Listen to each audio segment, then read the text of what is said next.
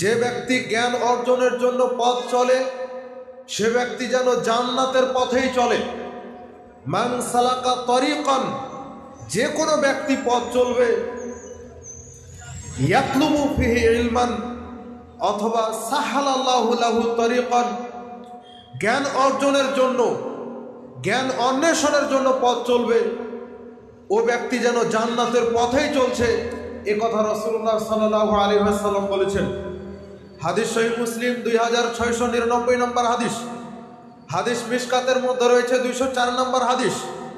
ফজিলত এতটুকুতেই সীমাবদ্ধ নয়। রাসূলুল্লাহ সাল্লাল্লাহু আলাইহি ওয়াসাল্লাম হাদিসের পরের অংশে বলছেন, তিনি বলছেন মাজতামা কওমুন ফি বাইতিন মিন বুয়ুতিল্লাহ, যেখানে আল্লাহ সুবহানাহু ওয়া তাআলার কিছু ব্যক্তি আল্লাহর কোরআন হাদিস নিয়ে আলোচনা পর্যালোচনা করে, ইল্লা নাযালাত আলাইহিমুস সাকিনাহ, তার উপরে আল্লাহ সুবহানাহু ওয়া তাআলার পক্ষ থেকে রহমত নাজিল হয়, সাকিনা অবতীর্ণ হয়, প্রশান্তি অবতীর্ণ হয়। অগাশিয়াতুমুর রাহমা, তাদেরকে রহমত দিয়ে ঢেকে দেওয়া হয়। ওয়া হাফাতুমুল মালাইকা, পুরো মাজলিসটাকে ফেরেশতা দিয়ে ঘিরে দেওয়া হয়। আর আল্লাহ সুবহানাহু ওয়া তাআলা এই সমস্ত ব্যক্তি যারা এই মাজলিসে উপস্থিত হচ্ছে তাদের বিষয়ে আল্লাহ তাআলা তার সম্মানিত ফেরেশতাদের সামনে গর্ব করে আলোচনা করেন। ও ফেরেশতারা, তোমরা যাদেরকে সৃষ্টি করতে নিষেধ করেছিলে আজকে তারাই আমাকে চেনার জন্য আলোচনা পর্যালোচনা করে, আজকে তারাই আমার কোরআন হাদিস জানা বুঝার জন্য আলোচনা পর্যালোচনা করে, জানা বুঝার জন্য চেষ্টা করে, অথচ তোমরা তাদেরকে সৃষ্টি করতে নিষেধ করেছিলে। আল্লাহ সুবহানাহু ওয়া তাআলা এইরকম কিছু বান্দাদেরকে নিয়ে ওই সমস্ত সম্মানিত ফেরেশতা জিবরাইল, মিকাইল, মালাকুল মাউত, ইসরাফিল, এইরকম সম্মানিত ফেরেশতাদের সামনে আলোচনা করতে থাকেন। তাহলে চিন্তা করতে পারেন যে এই প্যান্ডেলের মধ্যে থেকে আলোচনা শ্রবণ করার গুরুত্ব কত, ফজিলতি বা কত হতে পারে। জেনে রাখুন, আপনাদের অবগতির জন্য বলছি, এটা কোনো কিচ্ছা কাহিনী প্রোগ্রাম নয়, এটা কোনো বাদাম খেয়ে আলোচনা শোনার প্রোগ্রাম নয়। এটা সুরেলা বক্তার মাধ্যমে সুর শুনে আপনি নিজের কলিজা ঠান্ডা করবেন এইরকম কোনো প্রোগ্রাম নয়। অতএব সুরবিহীন আলোচনা হবে, আলোচনা হবে কোরআন সুন্নাহ থেকে, আলোচনা হবে সালাফদের মানহাজ অনুযায়ী, আলোচনা হবে আপনার জীবন পরিবর্তন করার মতন আলোচনা। এইরকম আলোচনা শুনে নিজেকে পরিবর্তন করার জন্য চেষ্টা করতে হবে। ফজিলত আপনার জন্য আল্লাহ সুবহানাহু ওয়া তাআলা দিয়েছেন, ফজিলত রাসূল মুহাম্মদ সাল্লাল্লাহু আলাইহি ওয়াসাল্লাম আপনার জন্যই বলে গেছেন, পশু পাখির জন্য বলে যাননি। অতএব সময় আপনাকেই দিতে হবে, বাইরের সময় নষ্ট করে নিজেকে ক্ষতিগ্রস্ত করার জন্য চেষ্টা করিয়েন না। সম্মানিত উপস্থিতি, যারা আলোচনা শুনতে পাচ্ছেন তাদের উদ্দেশ্যে বলছি, আল্লাহ সুবহানাহু ওয়া তাআলা বলছেন ওয়াল আসর, সময়ের শপথ। সময়ের শপথ মানে 1 মিনিটে হয় 60 সেকেন্ড, 1 ঘন্টাতে হয় 60 মিনিট, 24 ঘন্টাতে হয় 1440 সেকেন্ড, 24 ঘন্টায় মোটামুটি 86,400 সেকেন্ড হয়। 1 ঘন্টায় অনেক হয়। পুরো একটা সময় আল্লাহ সুবহানাহু ওয়া তাআলা আপনাকে দিয়েছেন। এত লম্বা সময় আপনাকে আল্লাহ দিলেন, তারপরও নাকি দিন শিক্ষার জন্য, দিনের জ্ঞান অর্জন করার জন্য আপনার সময় হয় না। এটা কেমন কথা? পৃথিবীকে আপনি সময় দিলেন, পৃথিবীকে আপনি মূল্যায়ন করতে পারলেন। দুনিয়ার তো কোনো দাম নাই আল্লাহ সুবহানাহু ওয়া তাআলার কাছে। আপনার কাছে কেন এত দামি হয়ে গেল? আল্লাহ সুবহানাহু ওয়া তাআলা তো দুনিয়াকে দাম দেন না, দুনিয়াকে তুচ্ছ করে দেখেন। রাসূলুল্লাহ সাল্লাল্লাহু আলাইহি ওয়াসাল্লামের সাহাবীরা দুনিয়াকে দাম দিতেন না। রাসূলুল্লাহ সাল্লাল্লাহু আলাইহি ওয়াসাল্লাম বলছেন, দুনিয়ার কোনো মূল্য আল্লাহ সুবহানাহু ওয়া তাআলার কাছে নাই। দুনিয়ার কেমন মূল্য এটা বুঝাতে গিয়ে রাসূলুল্লাহ সাল্লাল্লাহু আলাইহি ওয়াসাল্লাম বলছেন, তিনি বলছেন, আল্লাহি, আল্লাহর শপথ করে বলছি, মা দুনিয়া ফিল আখিরা ইল্লা মিসলু মা, যদি কোনো ব্যক্তি দুনিয়াকে বুঝতে চাই তাহলে সে ব্যক্তি যেন সাগর আটলান্টিক মহাসাগরের মধ্যে তার আঙ্গুলটাকে ডুবিয়ে দেখে, এরপরে উঠিয়ে যেন দেখে যে তার আঙ্গুলে কতটুকু পানি নিয়ে এসে আসতে পেরেছে সাগর থেকে। এই আঙ্গুলে যতটুকু পানি রয়েছে এই পানির সম পরিমাণ হচ্ছে দুনিয়া, আর সাগরে যত পানি রয়েছে অতল গহ্বর যুক্ত পানি রয়েছে, এই পুরো পানিটাই হচ্ছে আখেরাত। তার মানে আখেরাতের দাম রয়েছে অনেক, দুনিয়ার কোনো দাম আল্লাহ সুবহানাহু ওয়া তাআলার কাছে নাই। সম্মানিত উপস্থিতি, জাবের রাদিয়াল্লাহু তাআলা বলছেন রাসূলুল্লাহ সাল্লাল্লাহু আলাইহি ওয়াসাল্লাম আমাদেরকে নিয়ে বাজার অতিক্রম করছিলেন। তিনি বাজারের পাশ দিয়ে যাচ্ছেন, এমন অবস্থায় তিনি দেখলেন একটা কান কাটা ছাগলের বাচ্চা মরে পড়ে রয়েছে। এমন অবস্থায় তিনি বললেন, সঙ্গী সাথী, তোমাদের মধ্যে কি এমন কেউ রয়েছে যে 1 দিরহামের বিনিময়ে এই কান কাটা মরা ছাগলটাকে ক্রয় করে নেবে? সাহাবীরা বললেন, আল্লাহ রাসূল, আমাদের মধ্যে এমন কেউ নাই যে ব্যক্তি এই ছাগলটাকে ক্রয় করে নেবে। রাসূল সাল্লাল্লাহু আলাইহি ওয়াসাল্লাম বললেন, তাহলে কি এমনি দিলে নেবে? তখন রাসূল সাল্লাল্লাহু আলাইহি ওয়াসাল্লামের সাহাবীরা বললেন, না, বরং যদি এমনিতেও দিয়ে দেওয়া হয়, ফিরে ফিরে দিয়ে দেওয়া হয়, তবু আমাদের মধ্যেকার এমন কাউকে পাওয়া যাবে না যে ব্যক্তি এই মরা কান কাটা ছাগলটা কিনে নিবে। একে তো মরা, একে তো কান কাটা। কান কাটা মানে যার কোনো দামই নাই। এখন একটা হৃষ্টপুষ্ট ছাগল যদি হয়, যার হয়তো এখনো দাঁতেনি কিন্তু হৃষ্টপুষ্ট, চেহারা অনেক সুন্দর, শরীরটা অনেক সুন্দর, তেলতেলা হয়ে আছে, এই রকম ছাগল দেখতে মানুষের খুব পছন্দ হয়, মানুষ দাম দিয়ে ক্রয় করে।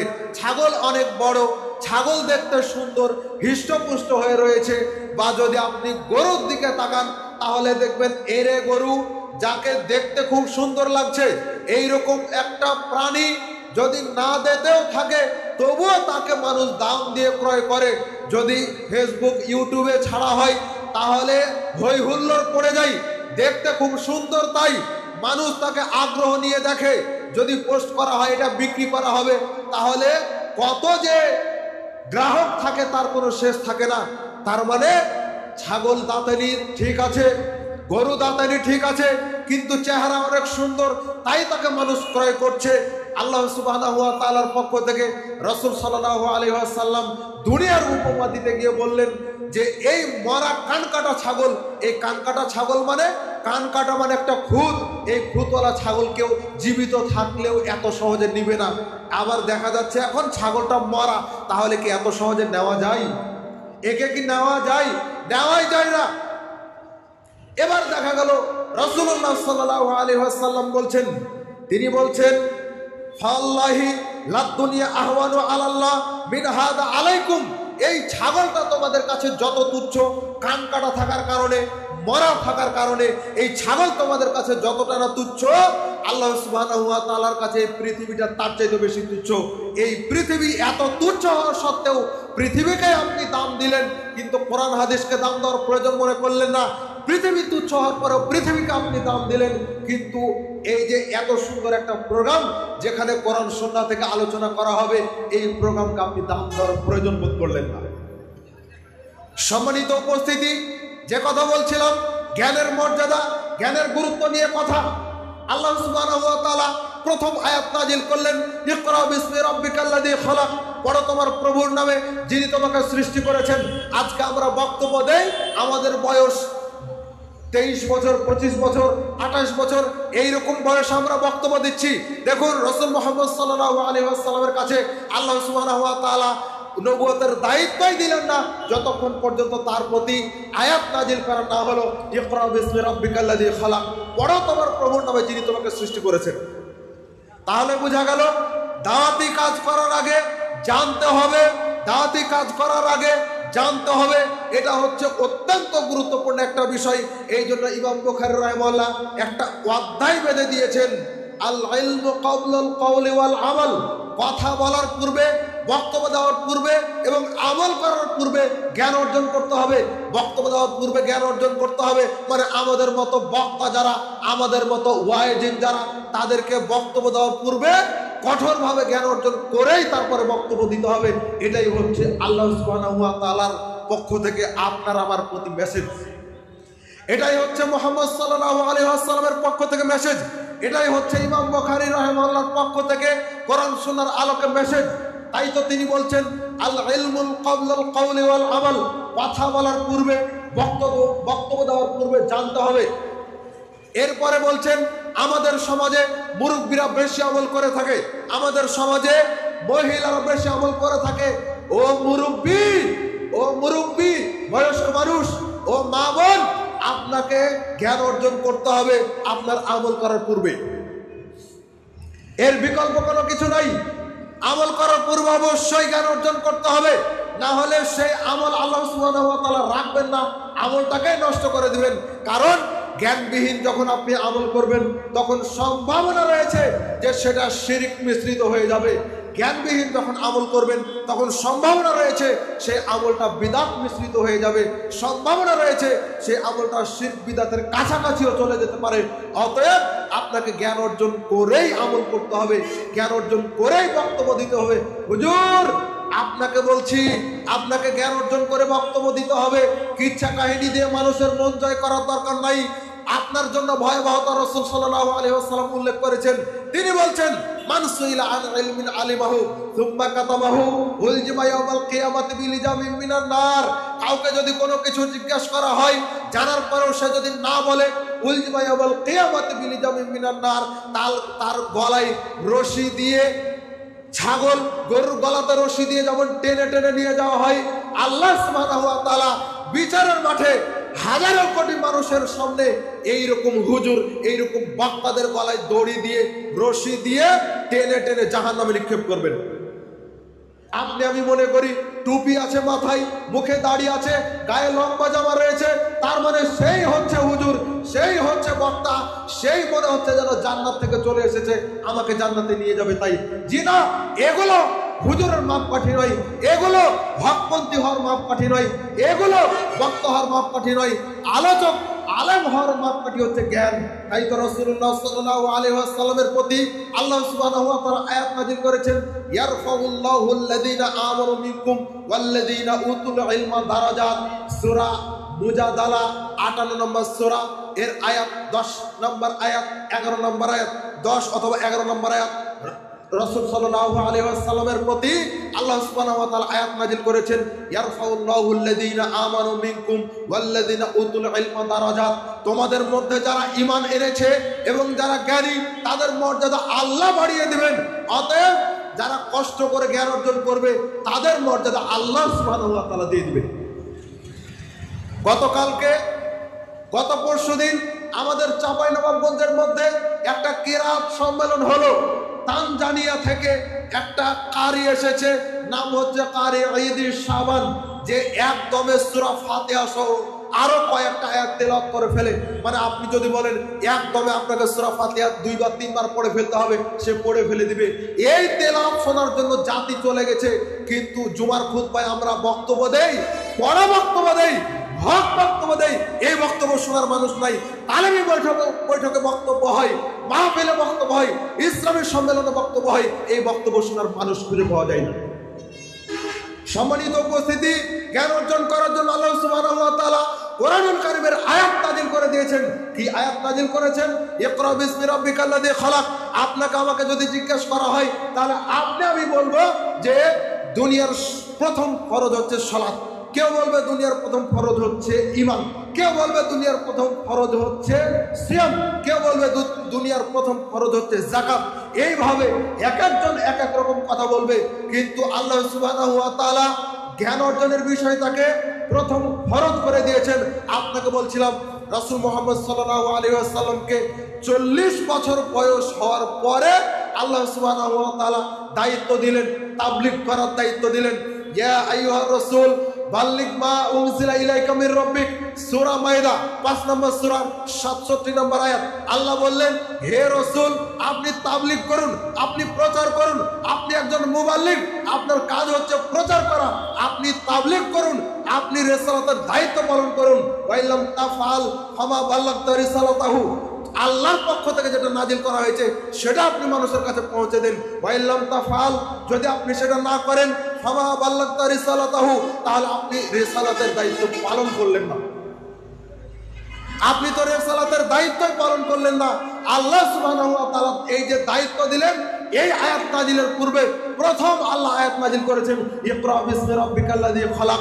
এটা শুধু হুজুরের জন্য নয়, এটা শুধু তালেবে ইলমের জন্য নয়, এটা শুধু মাদ্রাসার প্রিন্সিপালের জন্য নয়, এটা শুধু বক্তার জন্য নয়। রাসূল সাল্লাল্লাহু আলাইহি ওয়াসাল্লাম বলে দিয়েছেন, আয়াতের ব্যাখ্যা করে দিয়েছেন। তিনি বলছেন তালাবুল ইলমি ফারিদাতুন আলা কুল্লি মুসলিম, প্রত্যেক মুসলিমের উপরে দ্বীনি জ্ঞান অর্জন করা ফরজ। হাদিস ইবনে মাজাহ, হাসান সনদে বর্ণিত হাদিস, ইবনে মাজাহ 224 নম্বর হাদিস। সম্মানিত উপস্থিতি, জ্ঞান অর্জন করা ফরজ। আপনি আমি যে সালাতকে ফরজ মনে করি, প্রথম ফরজ, এই সালাত ফরজ হয় একটা বাচ্চার উপরে, একটা ছেলের উপরে, একটা মেয়ের উপরে। সালাত ফরজ হয় যখন সে সাবালক সাবালিকা হয় তখন। ছেলেদের ক্ষেত্রে মোটামুটি ধরা যায় 12 থেকে 15, মেয়েদের ক্ষেত্রে মোটামুটি 9 থেকে 10। এইরকম ব্যতিক্রম কিছু হতে পারে, মানে সাবালক সাবালিকা হলেই তার উপরে সালাত ফরজ হয়। কিন্তু দেখা যাচ্ছে রাসূল সাল্লাল্লাহু আলাইহি ওয়াসাল্লাম বললেন মুরু আওলাদাকুম বিস-সালাহ আহুম আবনাউ সাবঈ সিনিনা, তোমাদের সন্তানদের বয়স যখন 7 বছর হয় তখন তাদেরকে সালাতের জন্য বলো। ওয়াদরিবুহুম আলাইহা আহুম আবনাউ 10 সিনিনা, যখন তাদের বয়স 10 বছর হয় তখন তাদেরকে পিটিয়ে সালাত পড়াও। তার মানে বোঝা গেল 7 বছর বয়সে আল্লাহর নবী সালাত পড়ার জন্য বললেন, মানে অভিভাবককে বললেন সন্তানদেরকে সালাত পড়ানোর জন্য, আর 10 বছর বয়স হলে তাদেরকে পিটিয়ে সালাত পড়ার কথা বললেন। অথচ দেখা গেল তার সালাত পড়ার মানে ফরজ হওয়ার এখনো বয়স হয়নি। তাহলে এটা কি হলো? এটা হলো সালাত ফরজ হওয়ার আগে তাকে আদব শিক্ষা দেওয়া। এই যে শিক্ষা, এই যে জ্ঞান, এটাই রাসূল সাল্লাল্লাহু আলাইহি ওয়াসাল্লাম ইঙ্গিত করলেন, জ্ঞানের বিষয়টাকে ইঙ্গিত করলেন। শুনে রাখুন, মেরাজ হয়েছে রাসূল সাল্লাল্লাহু আলাইহি ওয়াসাল্লামের হিজরতের পূর্বে, মোটামুটি 12 অথবা 13 নববী বর্ষে হিজরত মানে মেরাজ হয়েছে। এই মেরাজ 12 অথবা 13 নববী বর্ষ হয়েছে। তার মানে জ্ঞান অর্জন ফরজ করা হয়েছে সালাত ফরজ হওয়ার মোটামুটি 12 থেকে 13 বছর পূর্বে। অথচ আপনি মনে করেন সালাত হচ্ছে প্রথম ফরজ। যদিও আমরা বলি একজন ব্যক্তি ইসলাম গ্রহণ করলো, ইসলাম গ্রহণ করার পর তার প্রথম কাজ হচ্ছে সালাত। জি না, এটা ঠিক আছে যে সে ব্যক্তি হয়তো সকাল 9টার দিকে ইসলাম গ্রহণ করলো, এখন তার প্রথম কাজ হচ্ছে যে তাকে সামনে জোহরের সালাত পড়তে হবে। এটা হচ্ছে মৌলিক ইবাদতগুলোর একটা, কিন্তু তার আগেও তার জ্ঞান অর্জনের বিষয়টা চলে আসে। এর আগে যে 9টার দিকে জ্ঞান অর্জন করলো আর সে 11:30 12টার দিকে তার জোহরের সালাতে রক্ত হলো, তার মানে কি 9টা থেকে 12টা পর্যন্ত এ সময়টা কি সে আর কোনো কাজ করবে না? এ সময়টা কি সে বৃথা সময় পার করবে? জি না, ইসলাম এই সুযোগ দেয়নি। ইসলাম জ্ঞান অর্জনের প্রতি উৎসাহ দিয়েছে, উদ্বুদ্ধ করেছে। অতএব জ্ঞান অর্জন করতে হবে। যেই সালাতকে আপনি আমি প্রথম ফরজ মনে করি, এই সালাত আল্লাহ সুবহানাহু ওয়া তাআলা ফরজ করেছেন। এই সালাতকে ফরজ করার 12 বছর 13 বছর পূর্বে আল্লাহ সুবহানাহু ওয়া তাআলা জ্ঞান অর্জনকে ফরজ করে দিয়েছেন। সম্মানিত উপস্থিতি, যেই সিয়াম ফরজ করা হয়েছে, এই সিয়াম ফরজ করা হয়েছে হিজরতের পরে, দ্বিতীয় হিজরিতে ফরজ করা হয়েছে। তার মানে বোঝা গেল সিয়াম ফরজ হওয়ার মোটামুটি 15 বছর পূর্বে আল্লাহ সুবহানাহু ওয়া তাআলা জ্ঞান অর্জনকে ফরজ করেছেন। যেই যাকাত ফরজ করা হয়েছে ধনী ব্যক্তিদের উপরে, সেই যাকাত ধনী ব্যক্তিরা আদায় করবে, গরিবদের মাঝে বন্টন করার মাধ্যমে। ওই যাকাত দ্বিতীয় হিজরিতে ফরজ করা হয়েছে। ওই দ্বিতীয় হিজরির পূর্বে 15 বছর পূর্বে আল্লাহ সুবহানাহু ওয়া তাআলা জ্ঞান অর্জনকে ফরজ করে দিয়েছেন। সম্মানিত উপস্থিতি, যেই হজ মানুষ বুড়া বয়সে গিয়ে আদায় করে, মানুষ আদায় করে বুড়ো বয়সে গিয়ে, কিন্তু যদি আগে যদি ফরজ হয়ে থাকে, আগে যদি আদায় করার উপযুক্ত হয়ে থাকে, অবশ্যই যথাসময়ে আদায় করতে হবে। বুড়া হয়ে যাওয়ার পরে ইবাদত করে তেমন একটা লাভ হবে না।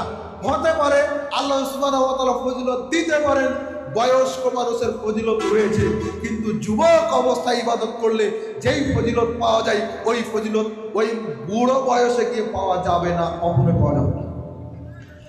যেই হজ ফরজ করা হয়েছে, হজকে ফরজ করা হয়েছে নবম হিজরিতে, তার মানে হজ ফরজ হওয়ার 22 বছর পূর্বে আল্লাহ সুবহানাহু ওয়া তাআলা জ্ঞান অর্জনের বিষয়টাকে ফরজ করেছেন। এটা শুধুমাত্র তালেবে ইলমদের জন্য নয়, এটা শুধু মাদ্রাসার ছাত্রদের জন্য নয়, মক্তবের ছাত্রদের জন্য নয়, শিক্ষকদের জন্য নয়, ইমাম খতিবদের জন্য নয়, সর্বশ্রেণীর মানুষের জন্য আল্লাহ সুবহানাহু ওয়া তাআলা জ্ঞান অর্জনকে ফরজ করেছেন। অতএব বিষয়টাকে আপনারা খেয়াল রাখবেন। সম্মানিত উপস্থিতি এবং যারা দেশ বিদেশ থেকে দেখছেন লাইভের মাধ্যমে, আপনাদের প্রতি আমরা একটি বার্তা রাখি। আমরা আজকে যেই মাদ্রাসার সম্মেলনে উপস্থিত হয়েছি, দারুস সুন্নাহ সালাফিয়া মাদ্রাসা রাজশাহীতে অবস্থিত। এই মাদ্রাসা সম্ভবত 2021-এ প্রতিষ্ঠিত হয়েছে। এর আগে নওগাঁতে হয়েছে 2016 সালে। এরপরে ওটা হলো মহিলা শাখা, আরেকটা পুরুষ শাখা নওগাঁতে, এটাও 2022 সম্ভবত, তাই না? 2022-এ প্রতিষ্ঠিত হয়েছে। এই মাদ্রাসাতে বিশেষ করে রাজশাহী শাখাতে বুখারীর দার্স চালু হবে। বুখারীর ছাত্র যদি আমরা পেয়ে যাই তাহলে আমরা কার্যক্রম শুরু করতে পারবো। 10 বছরের অভিজ্ঞতা সম্পন্ন শিক্ষক অলরেডি নিয়োগ করা হয়ে গিয়েছে। মানে একেবারে দাওরায়ে হাদিস শেষ পর্যায়ে এই শর্ট কোর্স বা এই সিলেবাস, কমই সিলেবাসের একেবারে লাস্ট ফিনিশিং, মানে দাওরায়ে হাদিসের ক্লাস এখানে চালু হবে। যদি আমরা ছাত্র পাই তাহলে আমরা সেটা চালু করতে পারবো। আপনারা দানের দিক দিয়ে, ছাত্র দেওয়ার দিক দিয়ে মাদ্রাসার প্রতি অবশ্যই অবশ্যই খেয়াল রাখবেন। আল্লাহ সুবহানাহু ওয়া তাআলা আমাদেরকে কবুল করুন। আজকে আপনারা এই মাদ্রাসার মাধ্যমে, এই সম্মেলনের মাধ্যমে মাদ্রাসার ছাত্রদের কিছু দৃশ্য দেখতে পাবেন যে তারা কিভাবে পড়ে।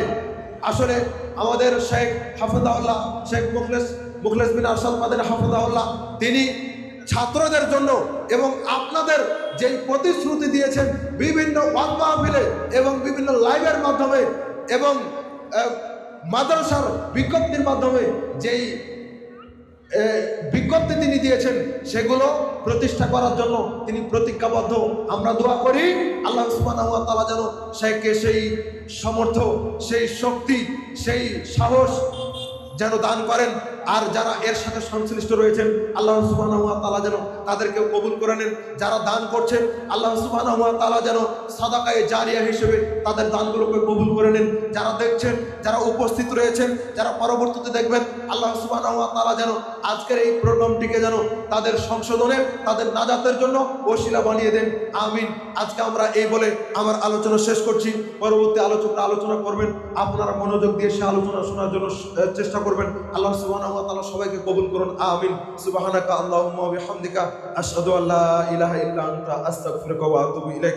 আসসালামু আলাইকুম ওয়া রাহমাতুল্লাহি ওয়া বারাকাতুহু।